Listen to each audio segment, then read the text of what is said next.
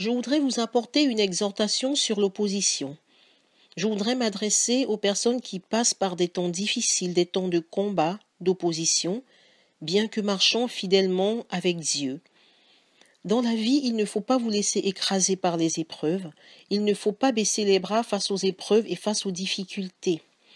Lorsque nous lisons la parole de Dieu, nous voyons que le Seigneur Jésus-Christ est passé par des moments très difficiles, par de lourdes épreuves et jusqu'à la croix où il a été crucifié. Mais nous pouvons aussi constater qu'au travers de sa douloureuse épreuve, que fut donc son sacrifice à la croix, des milliers et des milliers de personnes ont eu part à la vie éternelle. Ceci pour dire à ceux qui passent par des épreuves, alors qu'ils marchent fidèlement avec Dieu, que peu importe vos épreuves, à la fin Dieu sera toujours victorieux, il se glorifiera toujours par vous, au travers de ce que vous traversez. Il sera toujours glorifié et victorieux si vous restez toujours attachés au Seigneur et que vous marchez fidèlement avec Dieu.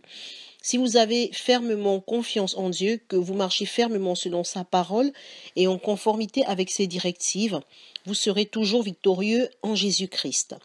Vous savez, le fait de recevoir un appel de Dieu ne signifie pas que vous n'aurez pas des oppositions. Le fait de marcher fidèlement avec Dieu ne signifie pas que vous n'aurez pas d'épreuves. Le fait de marcher avec le Seigneur ne signifie pas que vous n'aurez pas de combat, mais bien au contraire, vous en aurez toujours et toujours.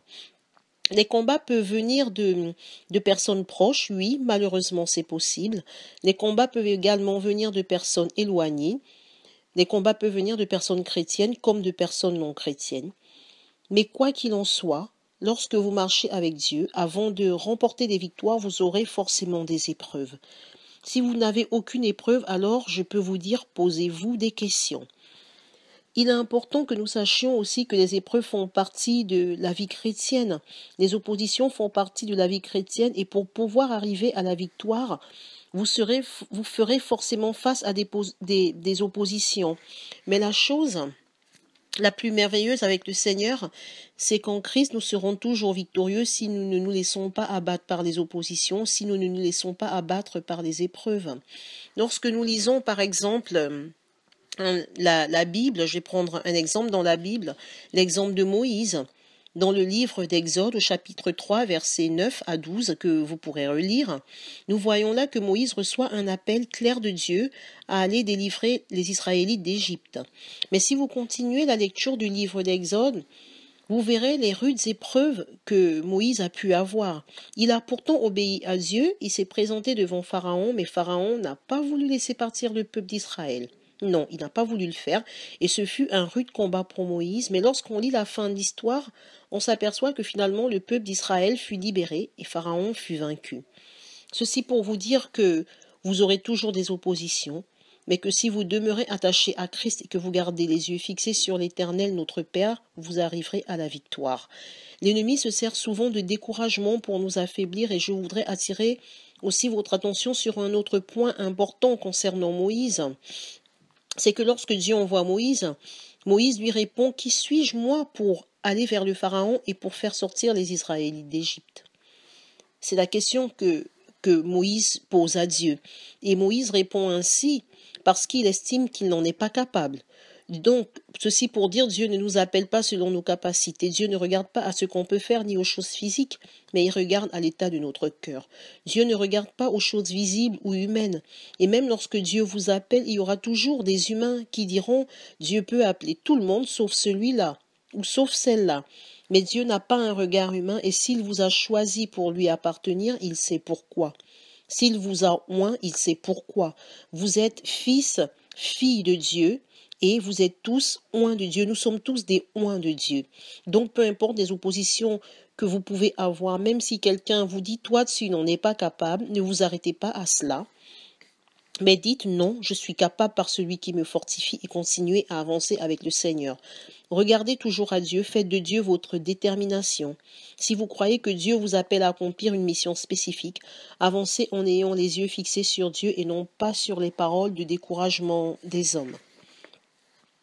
Nous pouvons aussi lire un autre exemple, c'est celui de David, dans le livre de Samuel, chapitre 18, versets 1 à 11.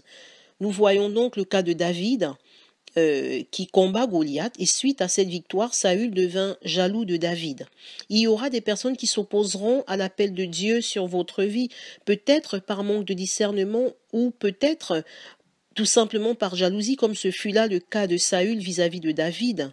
Saül voulait absolument éliminer David et il lui voulait tellement de mal que David a parcouru de lieu en lieu en essayant de fuir la mort, mais il est toujours resté accroché à Dieu et en fin de compte, David a été victorieux parce que c'est la promesse de Dieu qui s'est accomplie dans la vie de David. Même ceux qui donnent leur vie à Jésus-Christ se retrouvent avec des oppositions, parfois même de la part de leur famille ou de leur entourage, mais quoi qu'il en soit, n'abandonnez jamais, jamais, jamais. Je voudrais vous encourager, vous qui traversez des épreuves, même si vous estimez que vous passez par un temps de souffrance, ne baissez pas les bras, ne baissez jamais les bras, ne jetez jamais l'éponge. Si vous êtes en Christ, ne regardez pas aux oppositions, ne regardez pas à ce que vos yeux voient physiquement, parce que ça aussi, l'ennemi s'en sert pour nous distraire. Ne regardez pas à ce que vous pouvez voir, parce que la parole de Dieu nous dit heureux, c'est écrit dans la Bible, heureux celui qui croit sans avoir vu. Donc croyez que Dieu va agir dans votre situation.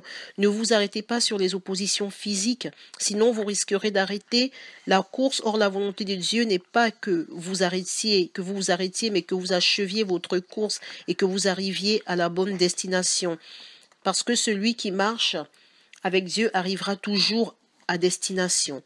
Regardez simplement à Dieu et Dieu lui-même fera le reste. Pour conclure, je voudrais lire avec vous dans Romains chapitre 8, verset 31. Que dire de plus? Si Dieu est pour nous, qui se lèvera contre nous? Et enfin, Romains, toujours au chapitre 8, à la fin du verset 39, rien ne pourra nous arracher à l'amour que Dieu nous a témoigné en Jésus-Christ notre Seigneur. Soyez fortifiés, que le Seigneur Jésus-Christ soit votre force et qu'il vous bénisse abondamment.